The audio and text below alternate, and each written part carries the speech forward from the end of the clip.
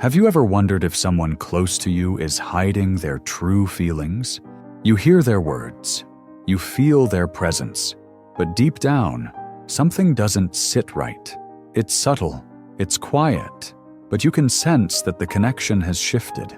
In this video, we'll reveal the soft signs that someone close to you may no longer feel the same, even though they're still physically near.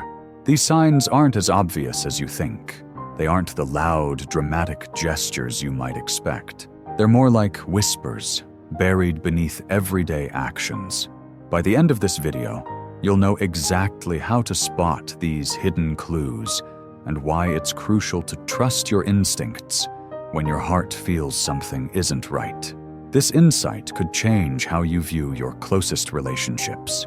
Welcome to NeuroVista, where we uncover the truths people often miss. Make sure to hit subscribe and stay with us till the end. You don't want to miss what comes next. It's a strange feeling, isn't it? To be with someone, yet feel as though they are worlds away. Their body is right there, but their soul?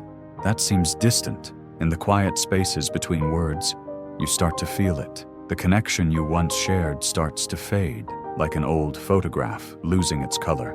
You try to hold on to it, but something slips through your fingers. Their presence feels empty. Not because they're not there, but because their heart isn't. We've all experienced this, haven't we? You're close to someone, perhaps even inseparable. You share moments, laughs, and small gestures. But over time, you start to notice a shift. It's subtle, so subtle that you almost miss it. You see their smile, hear their laugh, but something in their eyes, something you once knew so well, is different. Carl Jung, the famous psychologist, once said, "The unconscious is not something we are aware of, but it controls our every thought and action." What does this mean for us? Well, it means that much of what we feel and sense is not always obvious.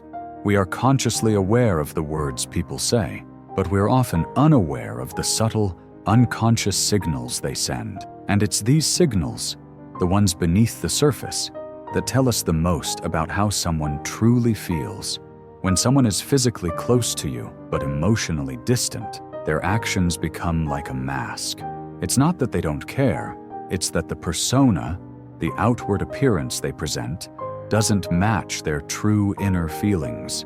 They might be there, but their heart has already checked out. Have you ever sat next to someone and felt like they were a million miles away? You may have noticed the tiny details, the way their words sound flat, or the way they don't really listen anymore. Perhaps they're not asking you how your day went, or maybe their eyes don't meet yours like they used to. You could dismiss it as nothing. You could tell yourself, maybe they're just distracted, but deep down, you feel it, that disconnect. Jung's idea of the persona can help explain this. The persona is the mask we wear to fit into society. It's what others expect to see. We wear it to avoid discomfort, to stay accepted, to play our roles in life. But the danger lies in when we forget that the persona is not our true self. It's merely a projection, a shield. And this is what happens in relationships when someone stays physically close, but emotionally distant. They maintain the appearance of being present, but their heart and soul are no longer involved. They wear a mask. You see the mask, but you can't feel the person behind it. Now, why do people do this? There are many reasons. Perhaps they've grown tired of the relationship.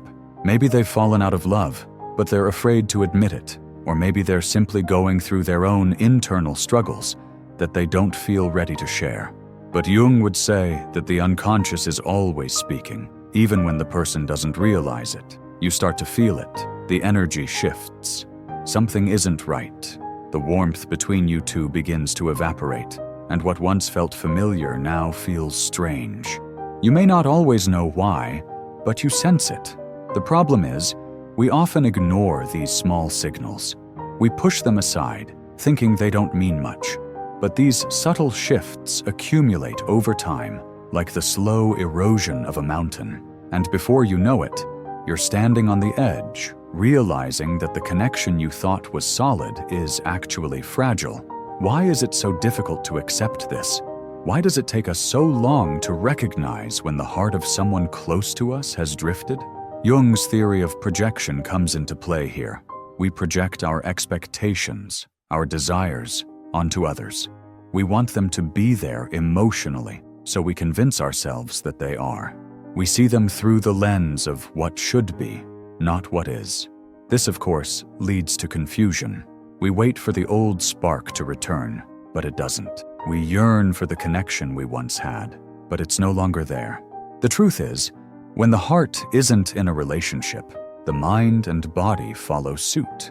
The person may stay physically close, but their soul has already wandered, and the sooner you accept this, the sooner you can let go of the illusion of closeness. Remember, true closeness isn't about proximity.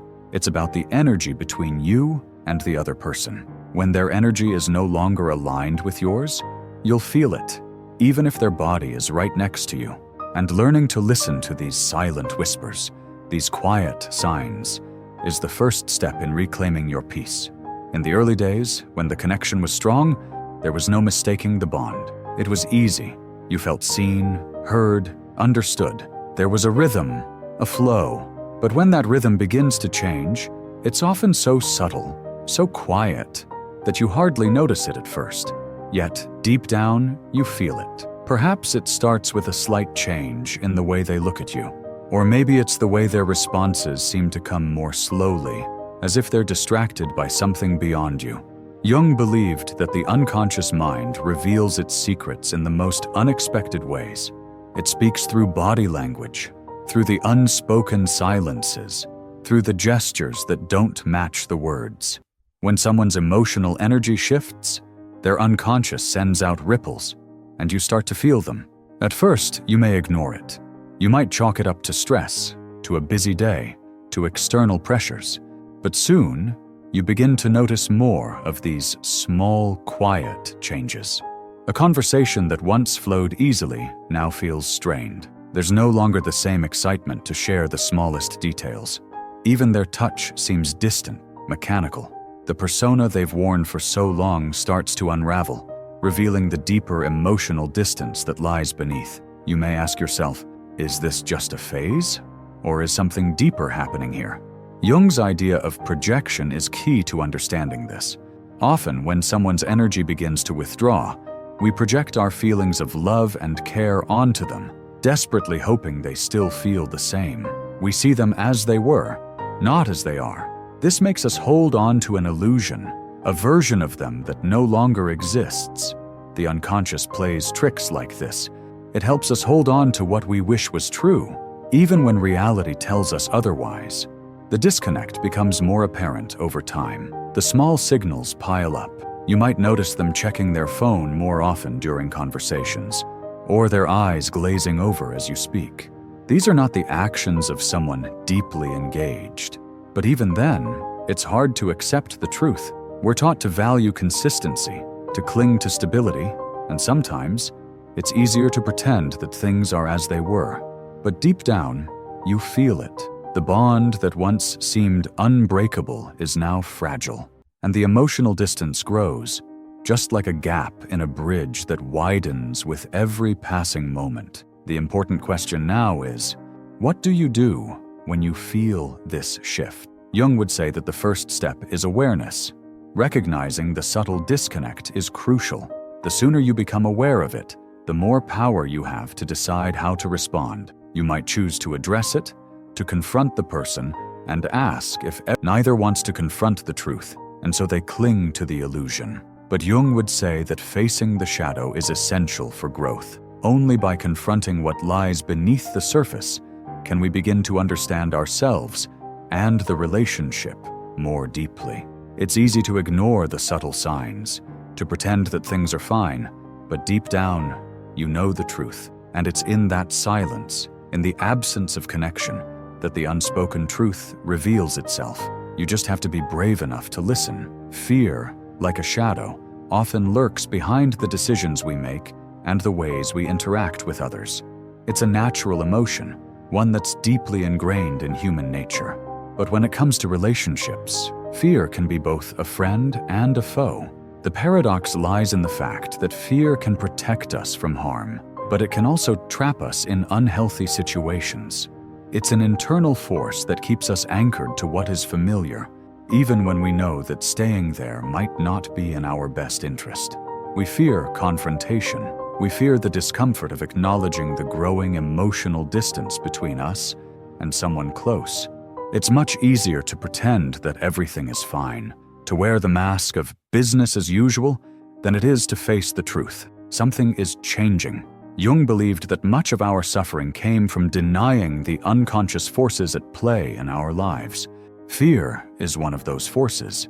It hides in plain sight, making us believe that if we don't address it, we won't have to face the discomfort of truth. But in this avoidance, we make ourselves prisoners to our own emotions. Fear has a way of distorting reality. It whispers lies in our ears, telling us that confronting the truth will hurt too much, that we'll lose the relationship, that we'll be alone. These are primal fears.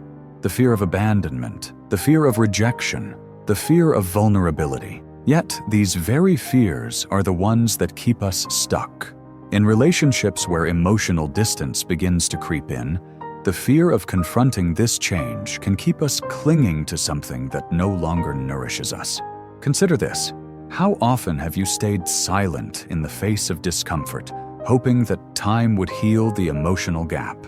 This is the powerful pull of fear. We hope that the problem will resolve itself if we ignore it long enough. But Jung would argue that this avoidance only strengthens the fear, making it more difficult to address in the future. The real challenge lies in recognizing what we're afraid of and why. Is it truly the end of the relationship that we fear? Or is it the fear of change, of stepping into the unknown, of relinquishing control? Jung believed that facing our fears wasn't about conquering them in the traditional sense, but about understanding them, about allowing them to exist, and yet not allowing them to control our actions. It's in the confrontation with fear that we find freedom. When emotional distance starts to emerge, we often feel powerless. We don't know whether to push for answers or to let things unfold. Fear makes us doubt ourselves, makes us question our worth and our ability to influence the relationship. But the truth is, fear is a reflection of our inner state. When we allow fear to control our actions, we lose the clarity needed to make decisions that align with our true desires. Jung's philosophy tells us that self-awareness is the key to overcoming fear. The more attuned you are to the underlying fears driving your behavior, the more power you have to make decisions that are aligned with your emotional truth. You might not be able to eliminate fear entirely, but you can begin to make choices in spite of it. When you do that, you open up space for growth, both in yourself and in your relationship. Change is the one constant in life. It is inevitable, unavoidable, and sometimes deeply unsettling. We often resist change, not because it's inherently bad, but because it disrupts the comfort and familiarity we've come to rely on. In relationships, change manifests in subtle ways. It might start with small shifts in behavior, a feeling of emotional distance, or the quiet realization that things aren't as they once were. But despite the discomfort, embracing change is one of the most important steps toward personal and relational growth. Jung believed that personal transformation was not just a possibility, but a necessity for psychological development. Just as the seasons change, so too must we evolve. The challenge is not to resist these changes, but to embrace them, even when they seem painful. When you begin to notice emotional distance in a relationship, it's easy to panic. The natural instinct is to hold on tighter, to try to fix things, to restore things to the way they once were. But this approach often causes more harm than good. Change, by its very nature, can't be forced back into the mold of what it used to be. Instead of resisting it, lean into it. Allow yourself to feel the discomfort, the sadness, the uncertainty. Understand that this moment of change is not the end, but the beginning of something new. Jung's concept of the individuation process suggests that growth often requires us to face parts of ourselves that we may not want to acknowledge. Similarly, in relationships, Growth often requires both individuals to confront the reality of the changes taking place. This is where true emotional intimacy can develop, when both people are willing to accept and adapt to the transformations happening within them and between them. One of the most difficult things to do when faced with emotional distance is to let go of the ideal.